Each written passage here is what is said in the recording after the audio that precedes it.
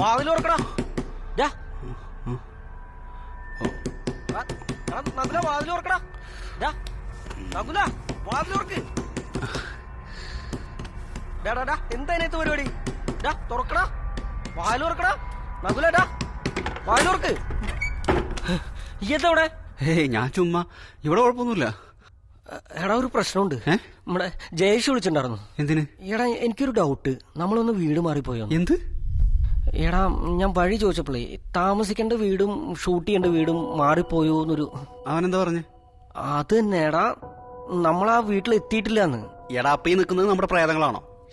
അതല്ലടാ, അവൻ പറഞ്ഞത് അവൻ തന്ന അഡ്രസ്സിൽ നമ്മൾ എത്തിയിട്ടില്ലാന്ന്. ഇവിടെ എന്തൊക്കെയാ കുഴപ്പങ്ങളുണ്ടാ? നമുക്ക് ഇവിടുന്ന് വേഗം ഇറങ്ങാം. എന്ത് പറ്റി?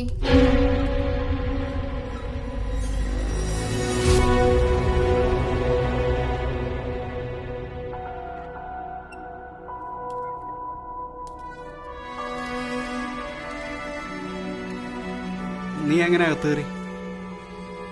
ഞാനിവിടെ തന്നെ ഉണ്ടായിരുന്നല്ലോ. അതെ, ഞങ്ങൾക്ക് ചെറുതായിട്ട് വീട് മാറിയെന്നൊരു സംശയം. സംശയമല്ല, സത്യമാണ്. പക്ഷേ നിങ്ങൾ യഥാർത്ഥത്തിൽ ഇവിടെ തന്നെയായിരുന്നു വരേണ്ടത്.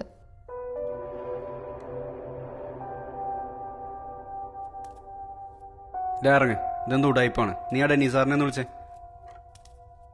എനിക്ക് മനസ്സിലാവും, നിങ്ങൾ ഇത്രയും കാലത്തെ യുക്തിയെയും ബുദ്ധിയെയും എല്ലാം വെല്ലുവിളിക്കുന്നതായിരിക്കും ഇപ്പം നിങ്ങൾ കണ്ടുകൊണ്ടിരിക്കുന്നത്.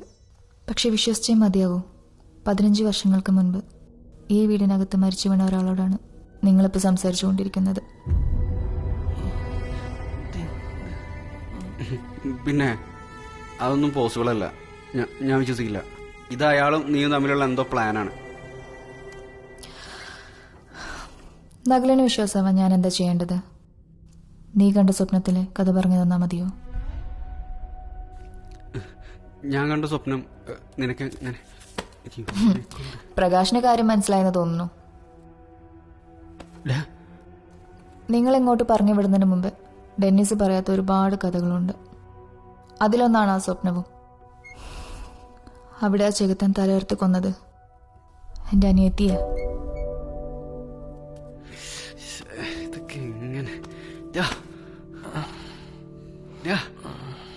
പേടിക്കണ്ട, നിങ്ങൾക്ക് ഇവിടുന്ന് പുറത്തു പോവാം. പക്ഷേ അതിനു മുന്നേ നിങ്ങൾ എനിക്ക് പറയാനുള്ള കൂടി കേൾക്കണം. നിങ്ങൾ വിചാരിച്ചാൽ എന്നെ സഹായിക്കാനാകും. ഞങ്ങൾ എന്ത് ചെയ്യാനാണ്? ഈ വീട്ടിലൊരു പ്രേതം ഉണ്ടെന്ന് പറഞ്ഞൊരു ഫേക്ക് സ്റ്റോറി ചെയ്യാൻ വേണ്ടിയിട്ടാണ് ഞങ്ങളെ ഇങ്ങോട്ട് വിട്ടത്. ഇതിപ്പോ ശരിക്കും ഒരു പ്രേതമുള്ള സ്ഥിതിക്ക് അതിന്റെ ആവശ്യമില്ലല്ലോ. ശരിക്കും അയാൾ ആരാണ്?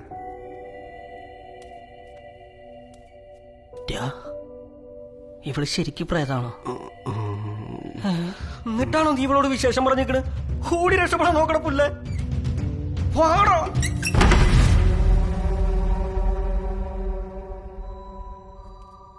എന്തിനാ രക്ഷപ്പെടുന്നത്? ഞാൻ നിങ്ങളൊന്നും ചെയ്യാൻ പോകുന്നില്ല. എന്റെ പൊന്നി ചേച്ചി, ഞാനിവനെ പോലെയല്ല. ഒരുപാട് പ്രാരാബ്ദങ്ങളും പ്ലാനുള്ള ആളാണ്. എന്നെ മാത്രം ഒന്ന് പുറത്തേക്ക് വിടുവോ? നീ എവിടെ പോണില്ല, അവിടെ നിൽക്ക്. നിന്റെ അനിയത്തി അവരെന്തിനാ കൊന്നത്? ഞങ്ങൾ എന്തിനാ അയാൾ ഇങ്ങോട്ട് അയച്ചത്? നീ എന്താ ഇവിടെ? പറയാം. ഞാനും ജെസ്സിയും വളരെ അടുത്ത കൂട്ടുകാർ കൂടിയായിരുന്നു. ഞങ്ങൾക്ക് പരസ്പരം അറിയാത്ത രഹസ്യങ്ങളൊന്നും ഉണ്ടായിരുന്നില്ല. പക്ഷേ അവൾ കൽക്കട്ടയിൽ നിന്ന് വെക്കേഷന് വന്ന ദിവസം അവൾ എന്തോ ടെൻഷനിലാണെന്ന് എനിക്ക് തോന്നി.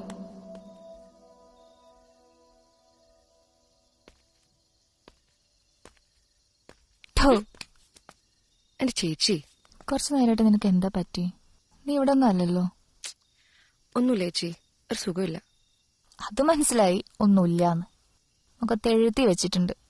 പറയാൻ പറ്റുന്നതാണെങ്കിൽ പറ, ഇല്ലെങ്കിൽ ഞാൻ പോവാം. നിക്ക്. എന്താ കാര്യം?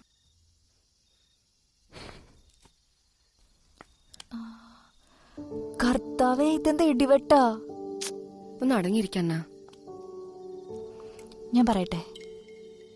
എന്ത്? നീ നല്ല അസല് പ്രേമത്തിൽ കുടുങ്ങിയിട്ടുണ്ട്. നീ വല്ല ജോത്സ്യം പഠിച്ചിട്ടുണ്ടോ? നിന്റെ കാര്യത്തിൽ എനിക്ക് അതിന്റെ ആവശ്യമുണ്ടോ? എന്നാ അത് തന്നെയാണ്, അങ്ങനെ ഒരാളുണ്ട്. കൂടെ പഠിക്കുന്നതാ? അല്ല, കൽക്കട്ട വെച്ച് പരിചയപ്പെട്ടതാണ്.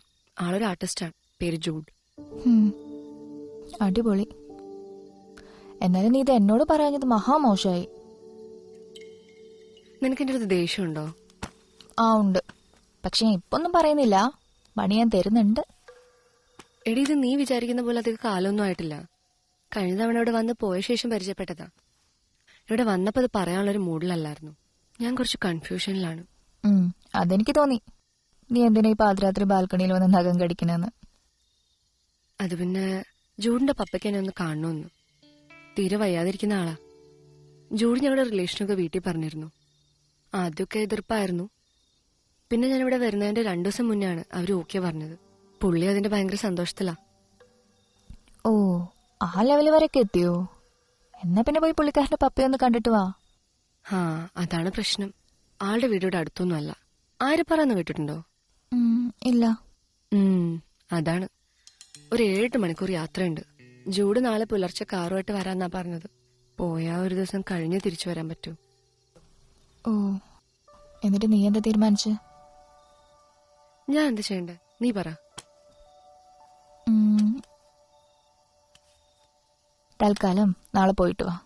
ബാക്കിയൊക്കെ വന്നിട്ട് ശരിയാക്കാം. ഹാപ്പി ആയില്ലേ? ഞാൻ വന്നിട്ട് കഴിക്കാം.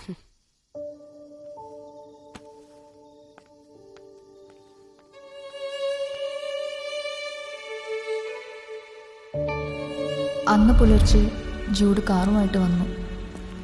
ഞാൻ കൊടുത്ത ധൈര്യത്തിൽ അവൾ അയാൾക്കൊപ്പം പോയി.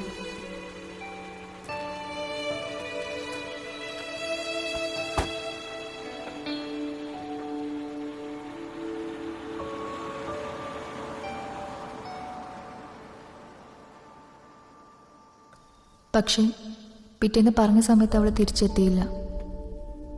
പിന്നീട് ഒരിക്കലും.